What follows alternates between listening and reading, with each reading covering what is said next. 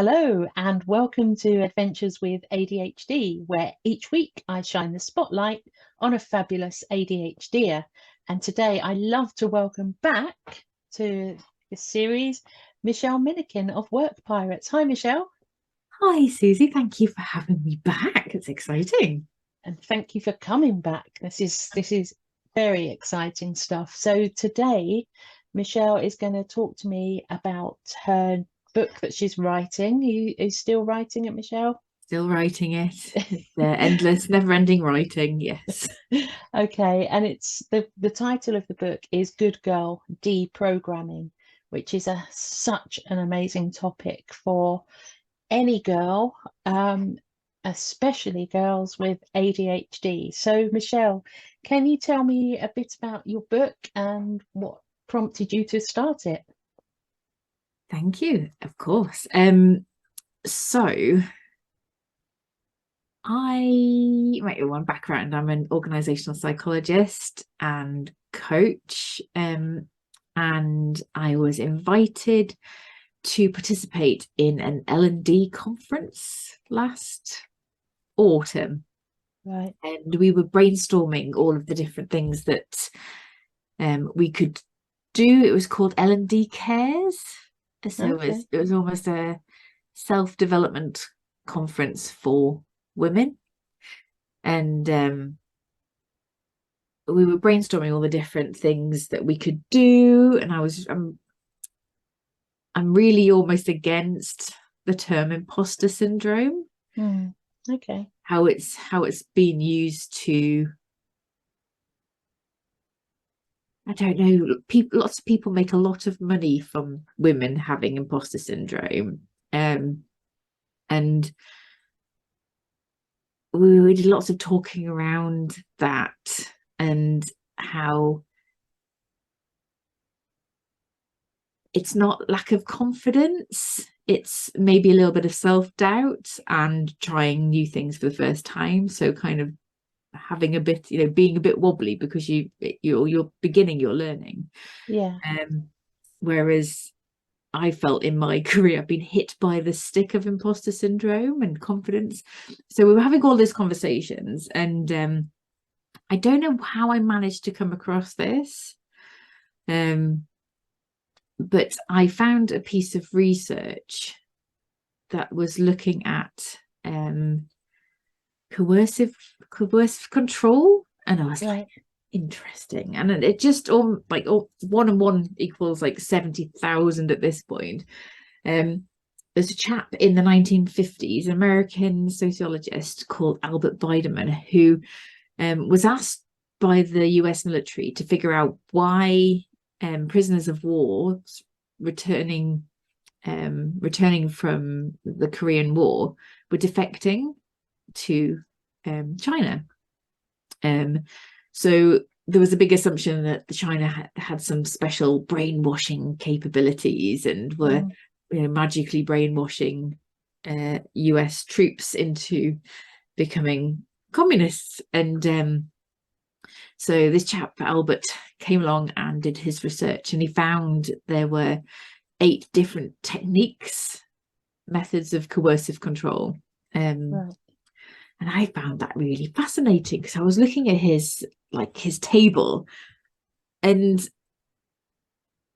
just as ADHDers do, we tend to go to the far end sometimes when it comes to researching. So I was in total research hyperfocus, and I just looked at this table and just thought, oh my goodness, this is how society keeps women and girls behaving, how we're trained, how we're conditioned to be good girls and not cause a fuss and not be visible and do what we're told and be modest and good and share and be kind. And I was just like, oh my goodness. So I did a presentation, and I was helped by a lovely lady called Jennifer Rogers, and did a presentation of the L&D Cares, and it just wouldn't go away. It was almost an itch that needed to be scratched. And So I started writing last autumn, and I'm still writing. Can I just ask you what some of those 8 areas were? So the first thing, I've got it up here because I can't reel them off for some reason. I can talk about them. Other one, I was like, oh, better get the areas up just in case Susie asks me. So it's they've got like very sort of scientific names. So I've been quite tongue-in-cheek with the names of my chapters around that. So one is about how society keeps women and girls tired. It's called induced, because I'm not American all of a sudden, induced ability and exhaustion. Wow. So this is looking at how effectively capitalism does not work without the unpaid labour of women. I can't remember the exact figure, but the Oxfam had the value of women and girls' domestic labour as a multiple times of the entire technology market annually. So it was trillions of dollars, trillions of millions of dollars, lots and lots of money spent on unpaid labour. So if we all decided to refuse to do that, then the global economy wouldn't work. So researchers showed that women do an extra 2 hours worth of caring, housekeeping, cleaning, emotional labour than men every day. Wow. So it's all of the, it's also a battle against the children getting, little girls having pink irons and ironing boards and all of that stuff as a child, and how almost if we could reimagine work. This research was done, and clearly it's not done on prisoners of war, not women, but it has been since looked at as sort of torture and in domestic abuse as well. But they didn't. If we could reimagine work made for women, because when the concept of work, going out of the house and going to an office or a factory, was made, there was almost that division of labour. Women had to fight to be able to work, and then when they got pregnant or when they got married, they weren't allowed to work anymore. We're talking about grandparents, and now women are in the workplace so much more. We're still doing, the vast majority of people are still doing the other stuff too. So so that's one of them. I go on about that one for 7,000 words so far. Another one is called forcing trivial demands. It's almost like do as we say, and it's how the rules around girls, what girls should be, and how boys should be, and how they are two separate sets of rules, and that's tightrope. You have to navigate all the time about behavior, dress, how you behave at work, how you parent, how you exist as a daughter, as a sister, as a friend. And these rules aren't the same rules that men are trained in. So it's looking at that victim blaming. So if anything bad happens to us, it's almost our fault. So I do go into a bit of a rant about, when there's a serial killer on the loose, it's up to women to not leave the house, and it's all of our fault if we get murdered. And have keys in your hands, ready to fend off an attack. So that's 2 of them. They're obviously the threats. You just have to go on the internet and look at any woman trying to speak out against something, and the threats that they receive. So that's a bloody obvious one. the humiliation and degradation. So that's, again, you open a magazine and look at this, supermodel who's made millions of pounds due to her beauty. All of a sudden she's got some cellulite. Heaven forbid it's a front page of the whatever magazine. It's all of that stuff, and it's constant, it's relentless. And the purpose of the book is to get people to see what's happening, to be more critical thinking, more aware of what is the purpose of this magazine. The purpose of this magazine is to make you feel rubbish, so you buy some more stuff. And that the purposes of keeping us tired is that we can't rebel, we can't form girl gangs and go around and demand equality and fairness and equal opportunities and maternity leave and all of that stuff. So it's almost a wake-up call. And annoyingly, I didn't want it to be a book that says, this is how I've deprogrammed for my good girl deprogramming. It asks questions, it doesn't give answers. It's a non-help. This is, I'm not saying that I'm standing on my throne of I'm a pure bad girl now, because I'm not, and bad girl's not necessarily the opposite of good girl either. But it's all about get your gang together and do this work with other women. And question what's been going on. Because until you question, you're not going to know, are you? And you just keep going through the same motions. So but it's been really interesting writing a book. I've got loads of friends who've written books, so I thought, how hard can it be? Like, really hard. Really hard. So what's your motivation for writing this massive, amazing subject that's so needed into a book? Where did that motivation come from?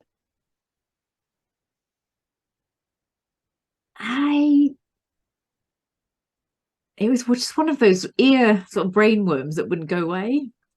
And I almost have to write the book. So I feel like I'm doing a PhD at the moment. I have to write the book to get my own thoughts in order. And I think it's a good way of hitting, not in a violent way, but like reaching, it's a better word. Talking about domestic violence and hitting women, but like reaching as many people as possible. Because if I had a daughter, I'd want her to be raised understanding this stuff. I don't have a son, and I want him to be raised understanding this stuff, possibly more. Amazing. So what's of the 8 areas, what's the one that grabs you the most? So there's an area, it's called monopolization of perception. So it's that party line, in terms of what the media say, what Western media say, and it's really made me rethink all of my beliefs, and how we get our politics from our parents. And until we start questioning that, that who says that this is the right way of doing things? You and I have taken an atypical route into our careers. We tried getting normal jobs like normal people, realized it sucked, and decided to forge your own path. But that is, and it seems bloody obvious to you and I and many other ADHDers, but for so many people that's not even an option. It's like that kind of questioning, is this the best thing for us to be doing? So that that that needed a lot of therapy, that particular chapter, because we're just fed stuff. So I'm awful now to watch movies with. Really? I'm just no fun anymore. You know, Wow. James Bond is literally the worst if you look at it from this lens, in terms of how women are just objects. Yeah. They're there to be pretty. It hasn't really changed, has it, with the whole James Bond theme, even the modern day one. Yeah. I think they've tried to make out that it's a bit more modern and better for women, but I don't know, I don't get that impression when I watch it. No, but this is the message we get all the time. We're there to be pretty, and if we're pretty and young, we're useful, and as we age, we get more and more invisible. Which is really just bonkers. It's like we're like, why not we, Susie, we get better with age. More Exactly. interesting. Yeah, and more able to shed that kind of programming and be open to shedding it. It's a weird term, bit like a snake, but hey. Absolutely. So what connection do you see with ADHD and good girl programming? I think because the world doesn't necessarily make sense to ADHDers, that this stuff, it might take less selling for us, because we know that there are weird rules. So we're probably a bit more outside of mainstream society, as it were. Yeah. Thinking that we're all a bit weird and not really getting it. So I think it might be easier for us to read this and look at it and think, that makes sense now. Yeah. And there are ways of there are lots of ways that can help with both ADHD and our good girl deprogramming. It's probably one of the reasons why so many women are being diagnosed later in life, because we've gone through that sort of programming, and we're trying to behave until we can't anymore, and then we seek the diagnosis. Why is it so difficult for you, Michelle, to put the laundry away? I just can't. I just hate it. It's the worst. I can do the washing. I can do the washing. I can hang it up. I can't fold it. Yeah. So there's this expectation that women should be, should be able to just naturally be able to fold the washing and put it away. And then that's in direct conflict with ADHD for some people, not for everyone. Some people are really good at doing laundry. I'm rubbish. Ironing is my kryptonite. Yes. Right. I gave up ironing when I was about 18. Yeah. Well, I did see something on Facebook that creased clothes are the new thing. But again, that's the media saying it's okay. You can wear creased clothes now. It's okay, women, take time off from ironing. It's like, it's always, like you say about the media, it's always there, isn't it? Gosh. Yeah, we're just getting fed stuff. Yeah. But where were we? Oh yeah, the laundry, and that's an expectation, isn't it, that women should just be able to do that. And then if that's a struggle, then there's something desperately wrong with us, which, growing up, the struggles I had, I thought there was something desperately wrong with me. And a lot of that is tied up with expectations of girls and women, isn't it? Yep. Gosh. Because as a child, I would literally be up a tree, running around the forest, going on. I thought it was part of the Secret Seven growing up, Enid Blyton's book. And I really struggled sometimes with had to be like, stay clean. Yeah. Your girls are supposed to stay clean. I'm like, Yeah. God. And you're right, like you said about earlier with the toys, the ironing board toys or whatever you mentioned, the household toys. It starts from, well, babe, from the moment you're born, doesn't it? yeah, Oh, it's a girl, pink bonnet, oh, buy them a doll. They want to be nurturing. I've not had children. I love children. I've worked with them. I've got great nieces and nephews. I don't want children, but you're a woman. You're supposed to want children.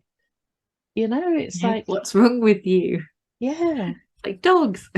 Yay. yeah. Got my dog who just jumped. Oh, he's behind me now, trying to get in on the action. But yeah, keeping clean, and also even, when you say you're climbing trees and everything, then you get labeled as a tomboy. Can't I just be a girl that was climbing trees or going on my BMX? It's like, what is the obsession? And I guess it comes down to everything you're writing about. Yeah, and I've had to go through a lot of kind of forgiving of my mum in Mm. this. So I realized only this week, actually, big one, that my grandmothers didn't work. So my grandmothers were both housewives. So one had like 1,000 children and one had 3. And not really, there was lots in my mum's side of the family. So she was the oldest girl. And my dad was the oldest kid. He's got 2 twin sisters who are like 11 years younger than him. And my grandmothers didn't work. My mum's the first generation of Wow. women that expected to work. Wow. I look at how she has run herself ragged, bringing us 4 up, caring for my grandparents when they were poorly, and trying to hold a full-time job down. Yeah. That's 3 jobs she had. No wonder she was absolutely knackered, and Yeah. you may have used some not particularly helpful coping strategies to get through it, but the expectations on her as the oldest daughter, Yeah. but she had 4 kids herself and a full-time job, and she was a single mother, and it's like, Wow. She must have been exhausted. uh, Yeah. yep. So that the training that she got around kind of people pleasing and keeping the house clean and making sure we were all fed and cared for, and also working like she didn't have kids or parents to look after, must have been Yeah. horrific for her. Yeah. But also she didn't have anyone to teach her how to do work. Yeah. So it's just, this is what you do and get on with it. Yeah. So I question. So I had my mum and I was like, that's not a life that I want, in terms of how tired she was. And I did become a single mother, and I did have a part-time job, mostly because I couldn't afford, it made no difference whether I was working part-time or full-time in terms of childcare. I was like, I'll just work part-time then, it doesn't make any sense. But lots of people do work the full-time and pay for the full-time childcare, and the difference between me working and me not working, I worked it out when Oliver was a toddler, was about £100 a month. Wow. Because my childcare was more than my rent. Yeah. Right. So yeah, I chose the part-time route, which meant I was able to try and do both things well as I could. Yeah, until I realized work sucks and I have to work for myself. Yay. So you mentioned people pleasing just now, Yep. and I often, the clients I work with in my ADHD world, I often see this as a real issue. Do you see people pleasing as an issue with ADHD? It's how we learn to cope. Mm. I think it's a coping strategy for us, that if we don't upset anybody and we try and do everything to make sure everybody else is okay and everyone else is happy, then we're not going to have those incidences of that rejection sensitivity. And it's an easy rule to have. If rules are difficult for you, then just making sure everyone else is around you is happy is a really good rule to follow, because you're not going to get negatively punished by other people for it. You might become exhausted and have a nervous breakdown, but Yeah, everyone think you're lovely and you will be liked. And being liked, for me, some parts of my life, being liked was more important than anything else. yeah, yeah. At the cost of your health, mental Yeah. health, burnout. Yeah, yeah, it's massive. So when can we expect to get our hands on your book? Oh, I was really wanting it to come out in autumn. It's mostly written, but I just have, so hilariously, I wrote this book like a series of essays. What I haven't done, and what I'm having to go back and do, is take people on a bit of a journey. And I found it really difficult. So there's two Michelles. There's the professional, occupational psychologist who's used to writing in a research way, the way I've been taught to write. And then there's really informal, flippant, rather hilarious Michelle that amuses herself with hilarious anecdotes and describing memes. It's really hard to describe memes and gifs and stuff in writing a book, but I'm trying my best to interject some humor and some funny stories. So it's the melding of professional Michelle and actual Michelle. Right. So there's some weird jarring bits, so it's smoothing those jarring bits. So I think number one thing that's helped is that I got myself a person who's written a number of books before, and loves this type of stuff. Right. A coach to help me, and some guinea pigs that I test my chapters out on as well. Fab. Okay. I've had, but then getting over feedback. How's that been? Yep, hard. Oh, okay. But yes, Tara Moore, who I love, wrote a book called Playing Big. Yeah. And she talks a lot about feedback. So I've had to remind myself about feedback.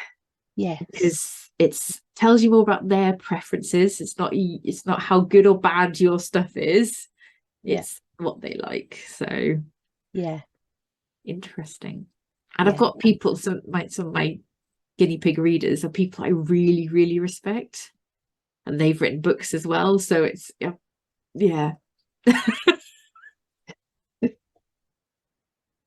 Oh, good on you for doing it, and brilliant. So next year is your answer. Next year. Next year. I've got a publisher. So he keeps asking me, so it's like, when are you thinking about having this? So so you've got the traditional publishing route, where you have to, it's like all fancy and people get to change your words. And then you've got your self-publishing route. You can just write a book and stick it on Amazon. And then you've got the sort of the hybrid one. Right. So I pay to have it professionally, I keep calling it midwived. So I grow the book baby and they help me deliver it. What a lovely image. I know. Yes. So I'm good on the hybrid route. So I am paying to have it done professionally, but my words are my words. So I'm not going to be censored. Yeah, great. That sounds perfect. And I can't wait to get my hands on it. And Me too. but for those that are watching and listening, don't worry, the links will be shared when it's good and ready, because what an amazing subject to tackle. So interesting. And what's your main intention for the book? If it could do one thing, what would you hope it would do? I think it will help just one woman realize how powerful they are. And yeah, just be able to sort of sit within their own power and realize that they can do whatever the F that they want to do. Yes. And bugger everybody and everything around them. Yeah, brilliant. Thank you so much for coming on. Oh, thanks for I'm having me again. really looking forward to the book, and I'm sure the listeners will be too. Thank you. Thank you.